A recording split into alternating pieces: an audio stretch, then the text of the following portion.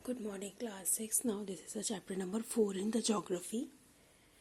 देखिए, जैसे कि पहले चैप्टर में हम आपको ग्लोब के बारे में बता चुके हैं. अब इस चैप्टर में हम आपको मैप्स के बारे में स्टडी कराएंगे, जिसमें टाइप्स ऑफ मैप आएंगे, यूजेस ऑफ मैप आएंगे और उनके क्या क्या एस्पेक्ट होते हैं वो आएगा. जो मैप्स होते हैं उन्हें रीड करना काफ़ी ज़्यादा इम्पॉर्टेंट होता है, क्योंकि वो डायरेक्शन से काफ़ी ज़्यादा हमें हेल्प करते हैं. ये एक वाइटल चीज़ है हमारे लिए, बहुत ही इम्पोर्टेंट है. ठीक है ना. इसके थ्रू हमारे बेसिक लाइफ स्किल्स हमारे कंप्लीट होते हैं. हमारा डेली रूटीन इनके बेसिस पर ही चलता है, इसलिए हमें ये ज़्यादा इम्पोर्टेंट है मैप. जब भी हम मैप को स्टडी करते हैं तो उसके लिए हमें अर्थ को स्टडी करना, कंट्री, स्टेट, सिटी, विलेज काफ़ी ज़रूरी होता है, क्योंकि मैप में ये सब चीज़ें आती हैं. मैप जो होता है एक ट्रू रिप्रेजेंटेटिव होता है. इसमें ड्राइंग होती है हमारी, ठीक है ना, जिसमें हमारे अर्थ के डिफरेंट फ्लैट सरफेस बना होता है. ये जो ड्राइंग होती है ये हमारे स्केल के अकॉर्डिंग होती है. ठीक है ना. जो मैप हमें एक्यूरेट इन्फॉर्मेशन देता है उस एरिया की, इसे हम इजीली कैरी कर सकते हैं. इससे हम हेल्प ले सकते हैं कंपैरिजन करने में किसी भी एक एरिया का दूसरे एरिया से. मैप जो होता है वो काफ़ी ज़्यादा डिफरेंट टाइप का होता है. 3 टाइप के मैप्स होते हैं, आगे बताऊंगी. ये जो मैप्स होते हैं इनको एक साथ एक बुक में लगा दिया जाता है, जिसकी वजह से हम उस बुक को एटलस बुक बोलते हैं, जिसमें डिफरेंट टाइप के मैप्स होते हैं. जो एक ड्रॉबैक है मैप का वो ये है कि इसमें एक्यूरेट शेप और साइज़ हम उस कॉन्टिनेंट का या ओशियन का शो नहीं कर सकते हैं. ठीक है ना. क्योंकि जो एक्यूरेट होता है वो तो काफ़ी ज़्यादा वाइड होगा, लेकिन मैप में इतना वाइड शो नहीं किया जा सकता, क्योंकि वो एक सरफेस है पेज का, उसमें तो हम लिमिटेड चीज़ें ही शो कर पाएंगे. ठीक है ना. और पोल के ऊपर की साइड की चीज़ें भी शो नहीं हो पाती है. जो आर्ट होती है जिसके थ्रू मैप हमारे प्रिपेयर होते हैं उसे कार्टोग्राफी बोलते हैं. टाइप्स ऑफ मैप हमारे 3 टाइप के होते हैं: physical map, political map and thematic map.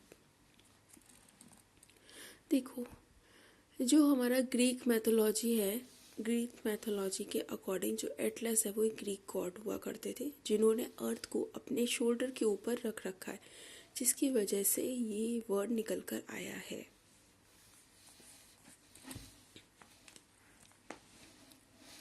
अब देखिए, मैप जो है वो नेचुरल फीचर्स हैं हमारी अर्थ के.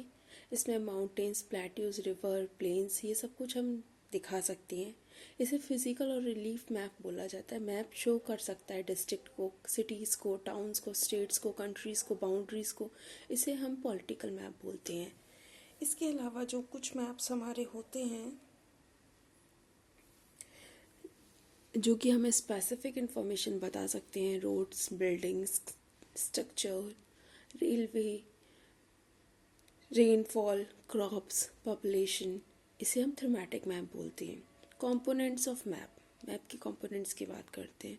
जब भी हम किसी मैप को स्टडी करते हैं तो उसे समझने के लिए हमें काफ़ी सारे कंसेप्ट्स की ज़रूरत होती है. डिस्टेंस बिटवीन द 2 पॉइंट और स्केल, डायरेक्शन और द कार्डिनल पॉइंट, सिम्बल्स और द कन्वेंशनल साइन, ये सब हमें ज़रूरत पड़ता है, तभी हम किसी मैप को अच्छे से अंडरस्टूड कर पाएंगे.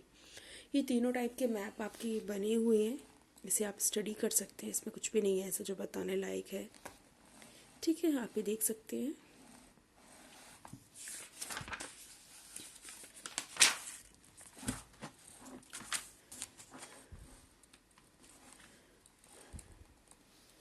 देखिए, स्केल की बात करते हैं. जो स्केल है वो डिस्टेंस शो करता है with the help of scale. ठीक है ना. ये एक रेशियो होता है actual distance on the ground और correspond distance on the map. मतलब जो एक्चुअल डिस्टेंस है हमारा ग्राउंड में, और उसी के कंपैरिजन में हमने दूसरा डिस्टेंस लिया जो कि हम मैप में मेज़र कर रहे हैं. जो एरिया है वो रिप्रेजेंट करता है हमारा काफ़ी लार्ज कंट्री को, कॉन्टिनेंट को, उसके लिए हम स्मॉल स्केल यूज़ करते हैं क्योंकि इतना बड़ा हम शो नहीं कर सकते मैप में।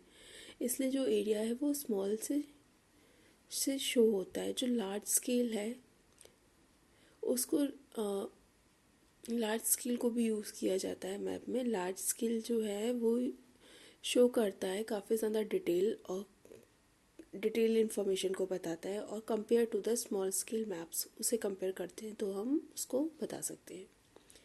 अ scale can be shown in the 3 ways. हम स्केल को 3 तरह से शो करते हैं। रिप्रेजेंटेटिव फ्रैक्शन, RF बोला जाता है, जिसमें 1:10 और आपके 50 आते हैं। ये एक तरह से रेशियो होता है। इसका मतलब है 1 सेंटीमीटर जो मैप इंडिकेट कर रहा है उसमें हमारे 50 सेंटीमीटर्स होते हैं ग्राउंड में, ठीक है ना। जो न्यूमरेटर है वो एक्सप्रेस करता है यूनिट को मैप में। जो डिनोमिनेटर होता है वो यूनिट को मेज़र करता है हमारा ग्राउंड में। स्टेटमेंट ऑफ स्केल, यहाँ पे जो स्केल है वो हमें एक फॉर्म प्रोवाइड करता है, फॉर्म ऑफ सेंटेंस, जिसकी वजह से हम किसी भी चीज़ को मेज़र कर सकते हैं। जैसे स्केल में अगर 2 सेंटीमीटर हम ले रहे हैं तो वो इक्वल होगा 1 किलोमीटर की, ठीक है ना। मतलब 2 centimetre of on the map is equal to the 1 kilometre on the ground. Linear और the graphical scale is shown by the graduate line exhibit both kilometres. देखिए इसमें क्या है, ये जो हम स्केल शो करते हैं उससे ग्रेजुएट लाइट एग्जिबिटिंग, मतलब ये किलोमीटर और उसके लिए दोनों के लिए यूज़ होती है। जैसे कि आप यहाँ पे देख सकते हैं, ठीक है ना, कैसे मेज़र किया जा रहा है, स्केल बना के आपको दिखाया गया है। ये जो है ये हमारे कार्डिनल पॉइंट्स को रिफ़र करती है, जिसे हम कंपास के थ्रू मेज़र करते हैं। ये हमारे इंटरमेडिनरी डायरेक्शंस को भी शो कर, जैसे north east, north west, south west, ठीक है ना। ये जो डायरेक्शन होती हैं ये हमें हेल्प करती हैं किसी भी लोकेशन को फाइंड करने में काफ़ी अच्छी एक्यूरेसी के साथ। जो मैग्नेटिक कंपास होता है उसे यूज़ किया जाता है डायरेक्शन को फाइंड करने के लिए। किसी भी जगह की मैग्नेटिक निडल इसके अंदर होती है जो कि ऑलवेज नॉर्थ साउथ डायरेक्शन को पॉइंट आउट करती है। इसमें कोई भी इंडिकेशन नहीं होता है और मीटर भी आप इसमें शो नहीं कर सकती हैं। इसे यूज़ किया जाता है डिस्टेंस बिटवीन द 2 पॉइंट्स के बीच का डिस्टेंस, ठीक है ना, जो हमारे मैप में शो होगा। स्ट्रिंग के थ्रू, एक इसमें सुई होती है उसके थ्रू इसमें किया जाता है। इसे मतलब कोई भी रूलर या डिवाइडर यूज़ कर सकते हैं। Cardinal points of the direction, cardinal points हमारे पॉइंट्सों को बोला जाता है, ठीक है, जो vertical line with an arrow head generally in the north part of the map with the letter N. इसमें एक वर्टिकल लाइन बनी होती है जो कि हमेशा ऊपर की साइड को एरो को शो करती है, जो कि हमेशा नॉर्थ पार्ट को शो करती है, और वो जो डायरेक्शन है वो हमारी नॉर्थ डायरेक्शन होती है, जिसे एन से रिप्रेजेंट किया जाता है।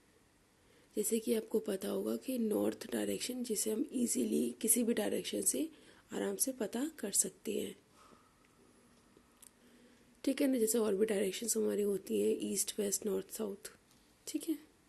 ये हमारा मैग्नेटिक कंपास है, आप देख सकते हैं। ये पुराने ज़माने में चलता था जब शिपिंग की हमें डायरेक्शंस पता करनी थी, क्योंकि समुद्र में तो सारी डायरेक्शन सेम ही जैसी लगती हैं, तो उसके लिए हम मैग्नेटिक कंपास को यूज़ करते थे,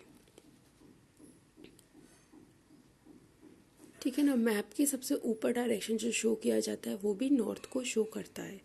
सिंबल्स, जब भी हम मैप को ड्रॉ करते हैं तो ज़रूरी नहीं है कि सारे एक्चुअल शेप और साइज़ हमें उसमें मिल जाएं। उसके लिए हमें डिफरेंट फीचर्स को यूज़ करना पड़ता है, जैसे रोड, ब्रिजेस, मार्केट्स, स्कूल्स। कुछ सर्टेन साइन और सिंबल्स को यहाँ यूज़ किया जा रहा है। ये जो है ये कन्वेंशनल सिंबल्स की तरह शो होते हैं।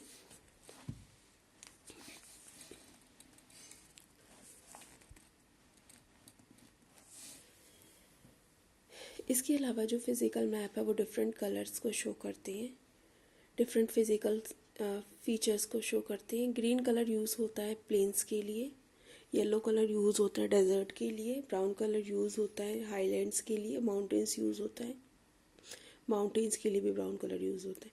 ब्लू कलर को यूज़ किया जाता है रिवर, सी और ओशंस के लिए। ये जो सिंबल्स होते हैं ये हमारे सिर्फ मैप में ही नहीं होते हैं, बल्कि इसे इजी हमें इंटरप्रेट हो जाता है, समझ में आ जाता है, ठीक है ना।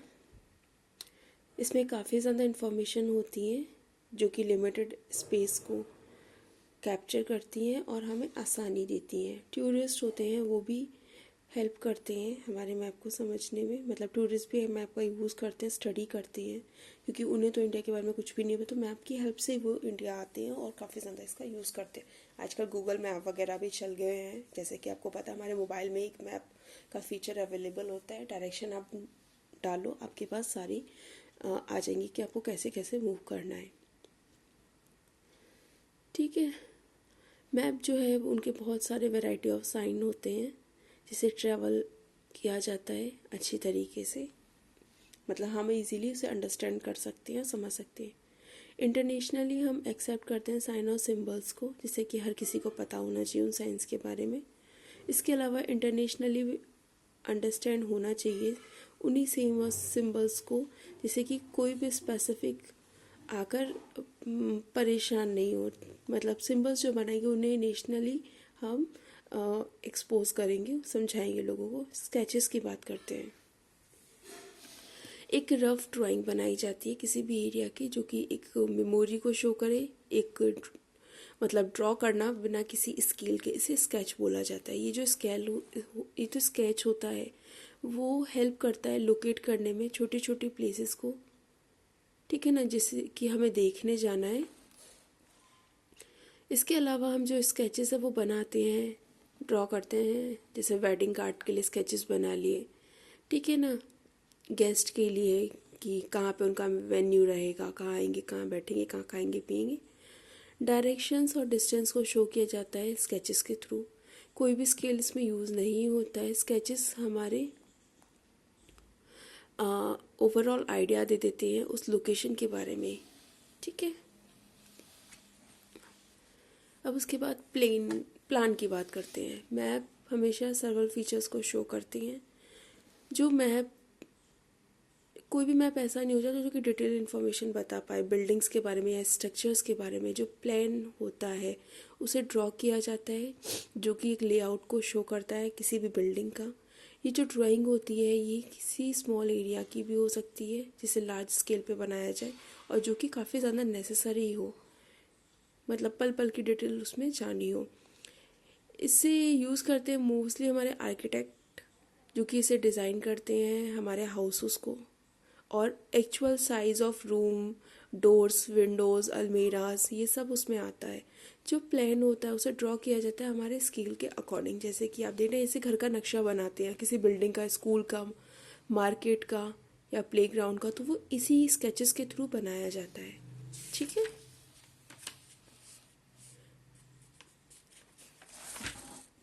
फाइनली आपका चैप्टर खत्म हो चुका है। किसी को कोई भी प्रॉब्लम हो तो आप उसे पूछ सकते हैं। Bye bye, take care.